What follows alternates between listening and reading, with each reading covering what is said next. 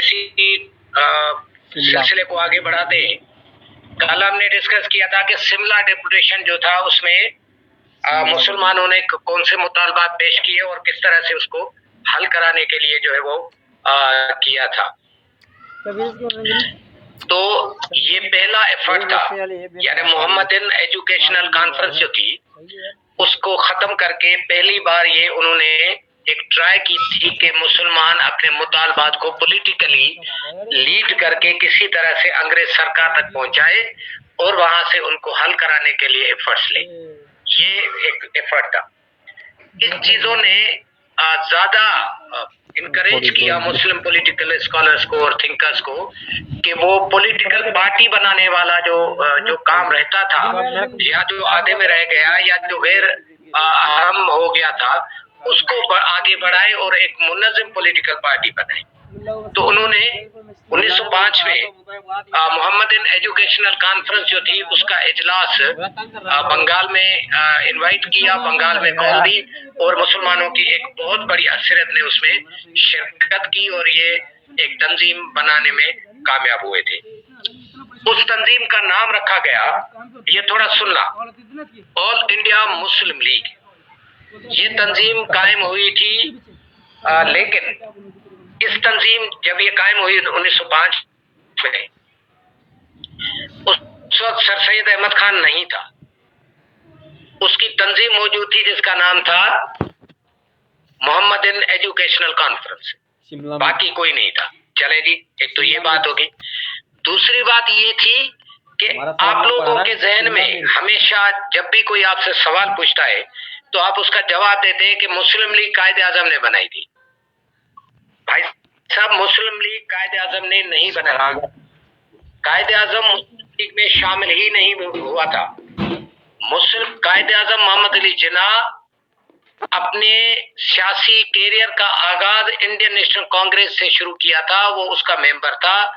जो उसका प्रेसिडेंट था बैनर्जी, कायदे आजम मोहम्मद अली जिन्ना बैनर्जी के पर्सनल असिस्टेंट के तौर पर काम करते थे। वो बहुत मॉडर्न किस्म के मॉडरेट लिबरल पॉलिटिकल लीडर थे जो कि मुसलमानों के सियासत के अलहदा सियासत कायदे आजम मोहम्मद अली जिन्ना पहली बार जब मुस्लिम लीग के एक इजलास में शिरकत की थी तो भी इस कंडीशन पे शिरकत की थी कि मेरा ताल्लुक हमेशा कायम रहेगा इंडियन नेशनल कांग्रेस से। कायदे आजम मोहम्मद अली जिन्ना 1913 में जाकर मुस्लिम लीग में शामिल हुए थे, यानी 5 में बनी 8 साल के बाद कायदे आजम मोहम्मद अली जिन्ना ने पहली बार मुस्लिम लीग के एक इजलास में शिरकत की थी और उसमें भी वो कंडीशन रखी थी कि मेरी जो हमदर्दियां हैं उसके साथ, इंडियन नेशनल कांग्रेस के साथ, वो कर्टेल नहीं होंगी। इस शर्त पे उन्होंने शिरकत की थी। अच्छा, ये एक ये नंबर 3 कि मुस्लिम लीग को कभी भी इसलिए नहीं बनाया गया था कि वो एक इनकलाबी तंजीम होगी और वो बहुत मुसलमानों के लिए जदोजहद करेगी, मुसलमानों के लिए कोई इनकलाब लाएगी, ऐसा कुछ भी नहीं था। जब ये मुस्लिम लीग बनाई गई थी तो मुस्लिम लीग 1930s तक मुस्लिम लीग इलीट क्लास यानी नवाब जागीरदारों की जमात थी जिसमें अवाम का कोई ताल्लुक ही नहीं था, अवाम उसमें शामिल नहीं हुए थे। यानी उसकी मेंबरशिप 20-25 तक 1920-25 तक 1300-1400 के दरमियान थी, इससे ज्यादा नहीं थी। अच्छा, उसके बाद जब ये सियासत उन्होंने स्टार्ट की, इब्तदा की, तो पहला जो शिमला डेपुटेशन की कामयाबी थी उसने मुसलमानों को इनकरेज किया कि वो जो है वो एक जमात बनाए। कैसे? 1905 में ये बनी जमात, लेकिन ऐसे ही थी, मुर्दा सूरत हाल में थी। 1906 में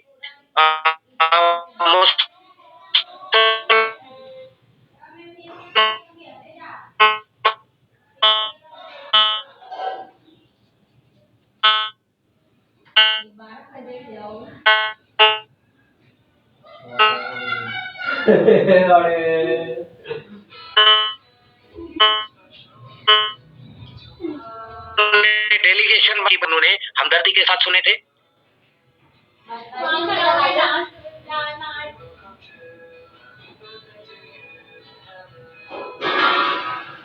سیپریٹ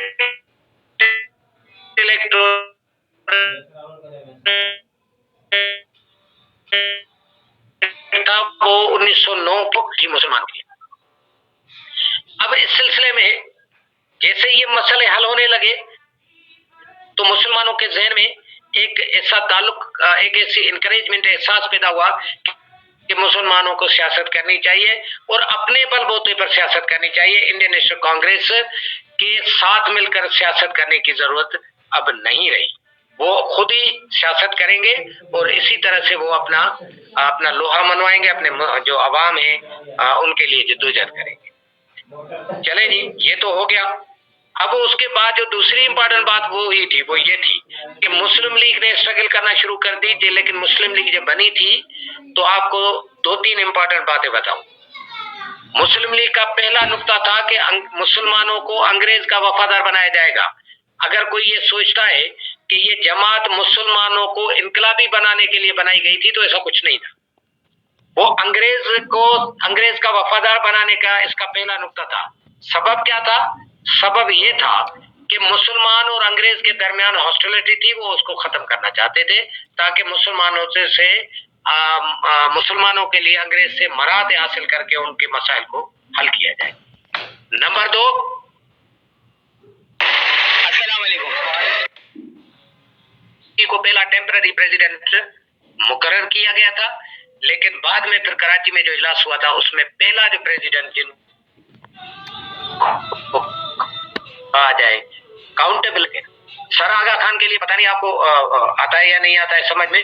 سر آغا خانی جو فقہ ہے مسلمانوں کا، ان کے روحانی پیشوا ہیں اور آغا خانیوں کا ماننا ہے کہ یہ 139واں یا 47واں امام ہے اور ان کا تعلق جو ہے وہ حضرت اسماعیل، امام حضرت اسماعیل جو ہے، حضرت اسماعیل نبی نہیں، حضرت اسماعیل جو امام تھے ان سے ان کی نسبت ملتی ہے. اور یہ آغا خانی جو مسلمان ہیں جن کا تعلق اہل تشیع سے، ان کا وہ روحانی پیشوا مانا جاتا ہے. مسلمان کیسے ہوئے؟ یہ تو حضرت علی علیہ السلام کو اللہ کر مانتے ہیں، مسلمان کیسے ہوئے؟ یہ میری بحث نہیں ہے بیٹا. جی سر، جو وہ مانتے ہیں وہ میں نے آپ کو بتا دیا. جو مانتے ہیں، جو میں نے پڑھا ہے وہ میں نے آپ کو بتا دیا ہے کہ اگر آپ ان کو اس طرح سے بھی سمجھ رہے ہیں تو آپ غلط سمجھ رہے ہیں.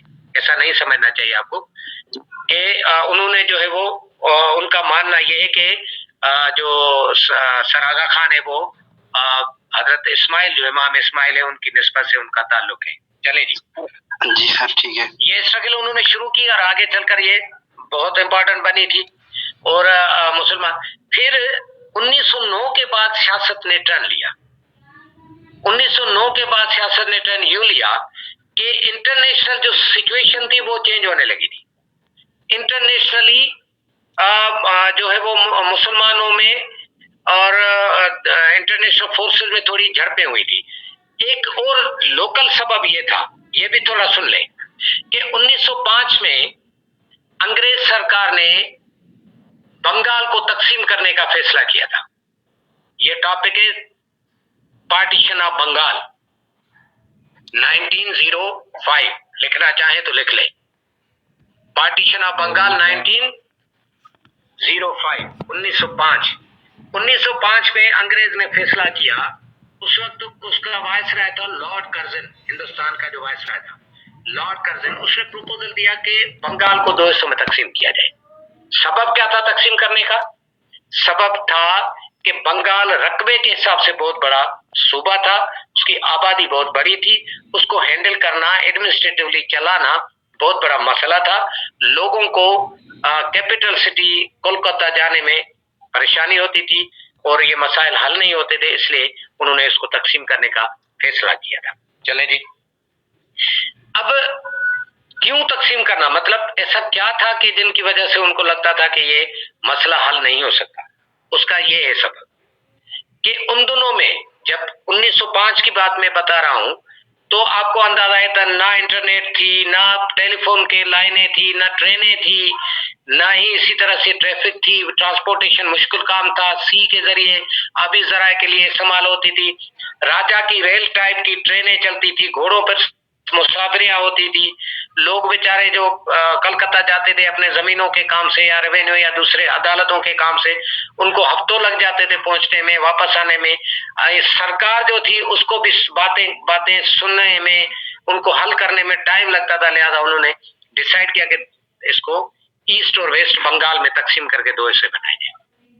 انہوں نے فیصلہ کیا اور تقسیم کر دیا، جسے ڈھاکہ جو ہے جو موجودہ بنگلہ دیش ہے نا، یہ اس وقت ایسٹ بنگال کا صوبہ بنا تھا اور ویسٹ بنگال جو ہے وہ ادھر تھا۔ اب ایک نیچرل بات تھی، نیچرل فینامنا تھی، وہ کیا تھی؟ نیچرل فینامنا یہ تھی کہ جو ویسٹ بنگال ہے اس میں ہندو عوام کی پاپولیشن اکثریت میں تھی، جبکہ ایسٹ بنگال اور ڈھاکہ اسپیشلی جو ڈھاکہ شہر ہے اس میں مسلمانوں کی زیادہ تھی پاپولیشن، چلو زیادہ نہ ہو لیکن زیادہ تھی، اس سے نسبت زیادہ تھی۔ تو اب نیچرلی یہ تھا کہ مسلمانوں کو فائدہ ہونے لگا تھا، یعنی عدالتیں لگی، کاروبار چلنے لگا، دکانیں بنی، آفیسز قائم ہوئی، وکیلوں کے کام شروع ہوئے، مختلف آفیسرز آئے، انہوں نے تو شہر نے بھی ترقی کرنا شروع کر دی۔ اب انڈین نیشنل کانگریس نے اس تقسیم کی شدید مخالفت کی۔ انڈین نیشنل، سننا یہ تھوڑا امپورٹنٹ ہے، انڈین نیشنل کانگریس کا موقف یہ تھا کہ یہ انگریز لڑاؤ اور تقسیم کرو اور حکومت کرو کے بنیاد پر یہ تقسیم کر رہے ہیں، یہ سلسلہ نہیں رکے گا، یہ تقسیم کرتے چلے جائیں گے، یہ بیسیکلی دھرتی ماں کی تقسیم ہے جو کہ ہم ہونے نہیں دیں گے، نمبر 1۔ نمبر دو کہ اس کی بنیاد پر انہوں نے اس کے خلاف ایجیٹیشن چلانا شروع کر دی۔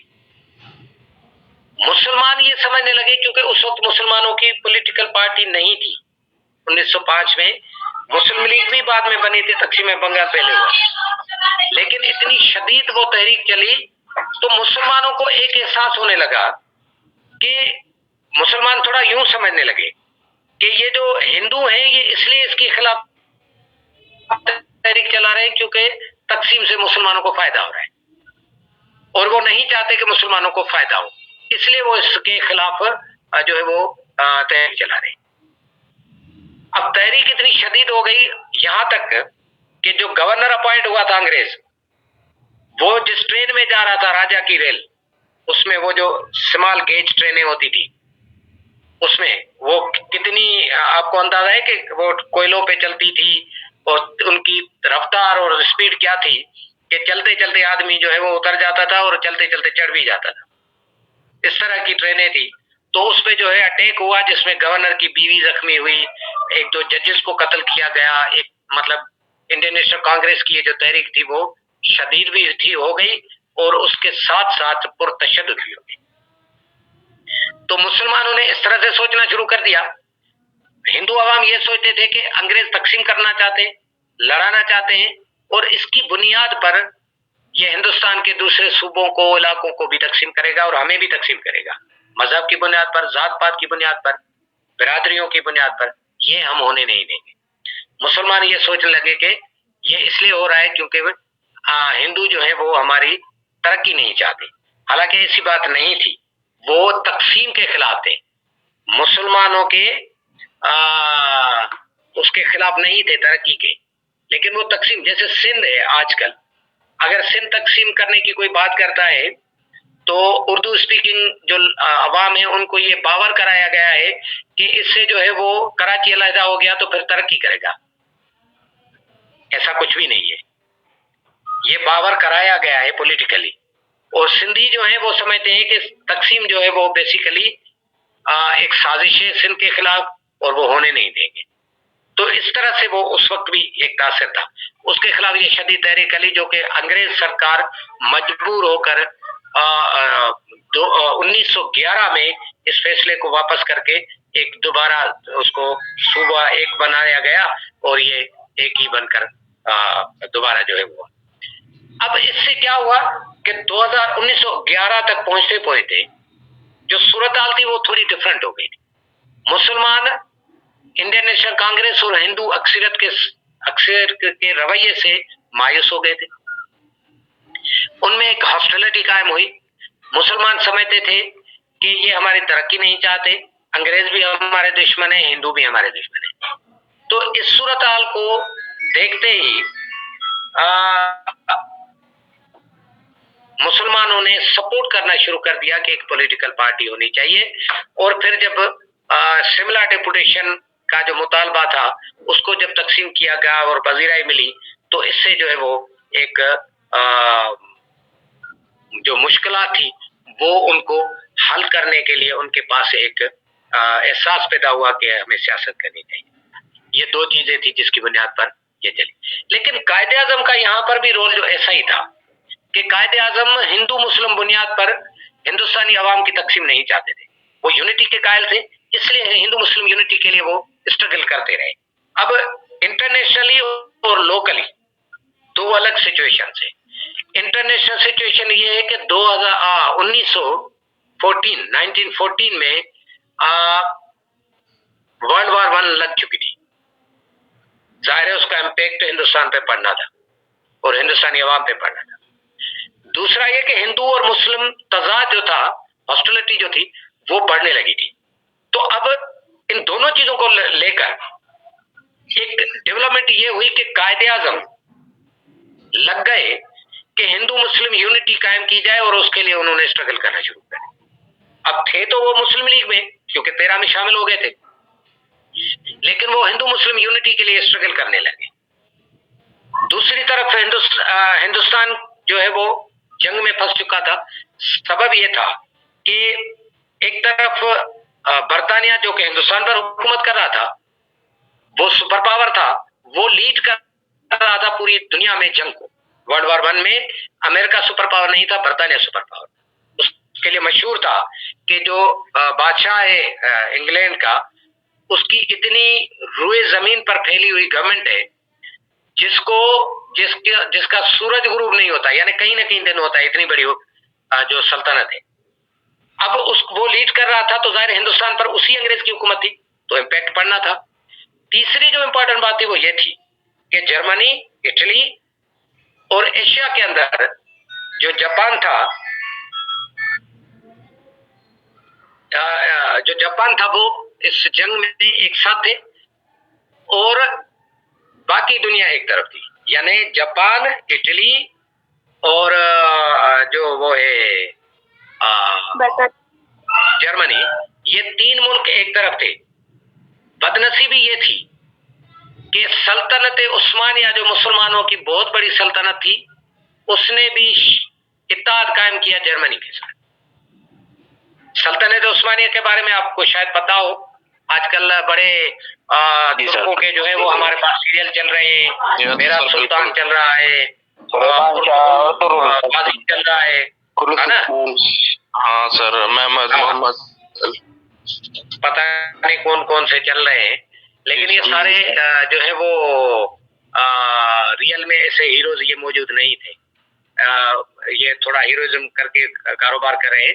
लेकिन मैं आपको बता दूं, उर्तुगुल जो है वो सुइक एक इलाका था, उसका एक कबीला था, काई कबीला, उससे उसका ताल्लुक था और ये जंगजू आदमी था।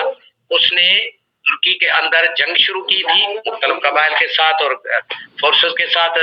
उससे डर कर उन्होंने एक इलाका उनको दिया था, जिस पर उसके बेटे मोहम्मद उस्मान ने उस्मानिया के नाम से एक सल्तनत कायम की।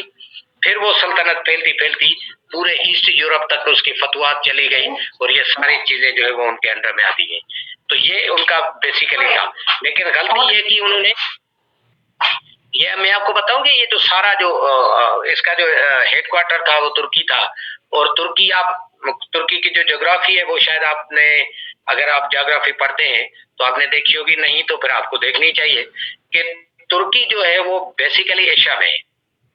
वो उसकी जो सरहदें हैं एशिया में, इराक, सीरिया, इनसे मिलती हैं, ईरान से, और ये सारी जो है वो साइप्रस है, ये एक तरफ से पूरी तरफ से घेराव में है एशिया में। सिर्फ इसका एक छोटा सा इलाका बीच में एक स्ट्रेट है, उसके उस तरफ है जिसमें इस्तांबुल भी आ जाता है, वो उस तरफ है जो कि यूरोप में है। तो सल्तनत उस्मानिया जो थी उसका जो असर रसूख था वो सीरिया तक था। सऊदी से लेके ये सारी सेंट्रल एशिया की जो रियासतें ये सारी सल्तनत उस्मानिया के अंडर में थी। फिर यूरोप में उन्होंने इतनी सारी फतवात की हैं कि वो बढ़ते बढ़ते जो है वो स्पेन तक पहुंचे थे जंगे करते हुए। स्पेन हालांकि इनके कब्जे में नहीं आया था, लेकिन ये जो रोमानिया, बल्गारिया, पोलैंड तक ये सारे जो इनके फतवात का हिस्सा था ये उनके कब्जे में आ चुके थे ये सारे इलाके। तो इन्होंने ये सारा किया था, लेकिन एक गलती इन्होंने क्या की कि इत्तेहाद इंटरनेशनल जो सुपर पावर था उसके साथ नहीं किया, जर्मनी के साथ कर दिया। जब जंग चली तो 1918 में ये जंग खत्म हो गई थी। 1918 तक इस जंग के जो नताइज थे वो यूं थे कि जंग में जर्मनी, इटली, जापान इनको शिकस्त हो गई, अंग्रेज कामयाब हो गए और इनको शिकस्त हुई। उसका नतीजा क्या निकला कि अंग्रेज ने ये फैसला किया कि जिन जिन मुल्कों ने उनके खिलाफ या उनके इत्तेहादियों के खिलाफ जंग की है, उनको नुकसान दिया है, अमवात हुई है, डिस्ट्रक्शन हुई है और मुआशी तबाहियां फैली हैं, ये सारे जो सारे हैं फाइन के तौर पर, दंड के तौर पर इनसे वसूल किया जाएगा जो भी जंग के जिम्मेदार है। जैसे आज के दौर में होता है कि ईरान के ऊपर पाबंदियां हैं, इराक, लिबिया है, इनके ऊपर पाबंदियां लगा के अमेरिका सुपर पावर जो है वो उनको सजाएं देता है, इकोनॉमिकल एम्बार्गो लगता है, पाबंदियां लगती हैं, इकोनॉमिकल पाबंदियां, तेल फरोख्त नहीं करो, ये नहीं करो, ये सब होता है। तो इसी तरह उन दिनों में ये हुआ था कि ये फैसला हुआ था कि जिन जिन ने भी जंग में हिस्सा लिया है उन जंग से जो है वो उनसे हिसाब किताब लिया जाएगा। तो सल्तनत उस्मानिया जब ये शिकस्त हुई उसको, तो तुर्की के ऊपर भी कब्जा हुआ। जब तुर्की के ऊपर कब्जा हुआ तो वहां पर एक बंदा था जिसका नाम था पाशा कमाल अतातुर्क, वो एक फौजी था। उसने ऐलान किया कि भाई हमारा सल्तनत उस्मानिया से कुछ नहीं जाएगा, हम उसको एलिमिनेट करते हैं, खत्म करते हैं, एबोलिश हो गई सल्तनत उस्मानिया, हमारा ताल्लुक तुर्की से है, तुर्की हमारी सरजमीन है, हम किसी को उसके ऊपर कब्जा होने नहीं देंगे। और लिहाजा उसने स्ट्रगल की, जद्दोजहद की, रेजिस्ट किया और मेनलैंड जो तुर्की है मौजूदा उसको उन्होंने रेस्क्यू करा लिया, आजाद करा दिया। बाकी जो सल्तनत उस्मानिया के सारे इलाके थे उनको उन्होंने विड्रॉ कर दिया और उसके नतीजे में ये सारी चीजें वो हाथ से निकल गई। अब ये सूरत जो थी जाहिर है हिंदुस्तान के बॉर्डर्स पर आकर पहुंची थी, तो हिंदुस्तान को भी जंग में शमूलियत का ऐलान कराया गया, क्योंकि जापान जो था वो एशिया के फ्रंट्स जो थे उस पे लड़ रहा था। मंचूरिया से वो ताइवान के जरिए चाइना की तरफ बढ़ने लगा था, नेपाल की तरफ उसकी फौज अफवाज पहुंच गई थी। ये सारी सिचुएशन जो थी वो किसी भी सूरत में अंग्रेज के जो है वो हक में नहीं थी। अंग्रेज चाहते थे कि इस जंग का कोई फायदा ऐसे हो कि उसके खिलाफ हिंदुस्तान के अंदर कोई रेजिस्टेंस पैदा ना हो। उन दिनों में गांधी भी उसमें शामिल हो चुका था, ये सारी सिचुएशन पैदा हुई थी। थोड़ी सी इंपॉर्टेंट दूसरे भी क्लू आपको दे देता हूं कि मैं आपको बता दूं कि जो ये क्या नाम है, सिंगापुर जो है, सिंगापुर बेसिकली कैंटोनमेंट थी जहां से बर्तानिया अपनी फौजों को जो है वो पूरे एशिया के अंदर जो है वो लॉजिस्टिक सपोर्ट और डिप्लॉयमेंट कराती थी। ये उसके लिए काम आता था। फिर हांगकांग जो था वो भी बर्तानिया के कब्जे में, ये अभी 90s में जो है वो वापस किया गया है चाइना को, ये भी इनके कब्जे में था। चाइना तो आजाद हो गया था, चियांग काई शेख और माओ वालों ने मिलकर इसके खिलाफ स्ट्रगल की और वो आजाद हो गया था। लेकिन ये शहर जो था वो अभी तक उनके कब्जे में था, ये 90s में, बाद में उनको वापस दिया गया। तो अभी हमारा ये टाइम खत्म होने वाला है। अगली जो क्लास होगी मंडे को, उसमें हम पढ़ेंगे खिलाफत उस्मानिया और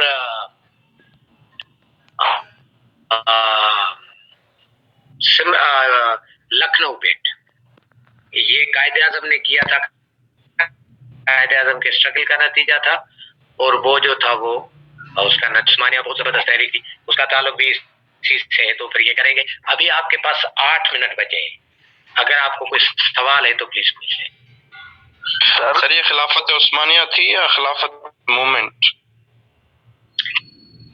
थी? खिलाफत उस्मानिया, उसको बचाने के लिए खिलाफत मूवमेंट चली थी। अच्छा। मैं आपको बता दूं कि तीन बड़ी खिलाफतें रही हैं ना इस्लामी तारीख में। एक तो वो खिलाफत जो नबी टाइम की थी, वो आगे चली थी।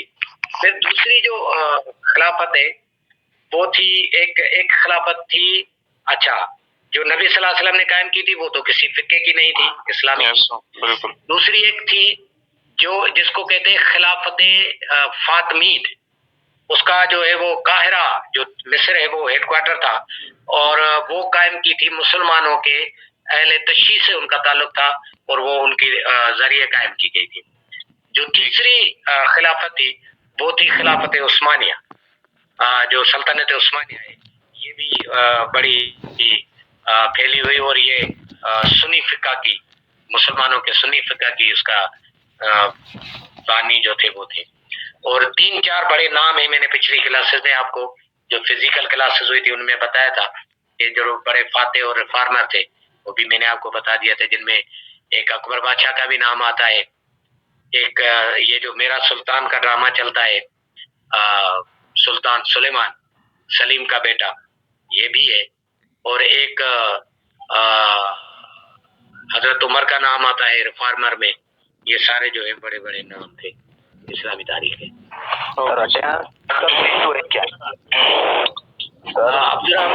अब्दुर्रहमान ने पूछा है कि उमैयद जो है वो खिलाफत, उसके बारे में तो बेटा ये किसी दिन कायम रखेंगे, फिर इनके ऊपर एक डिस्कस करेंगे।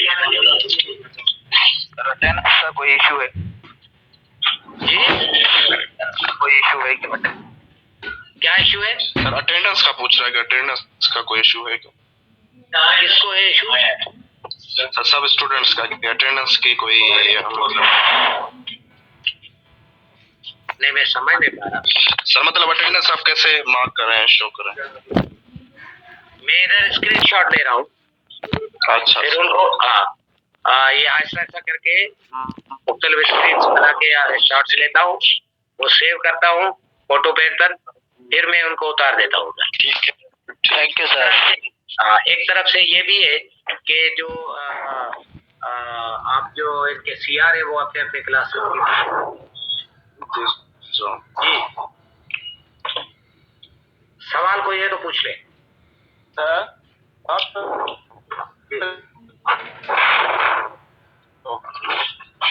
विजल आवाज नहीं आ रही सर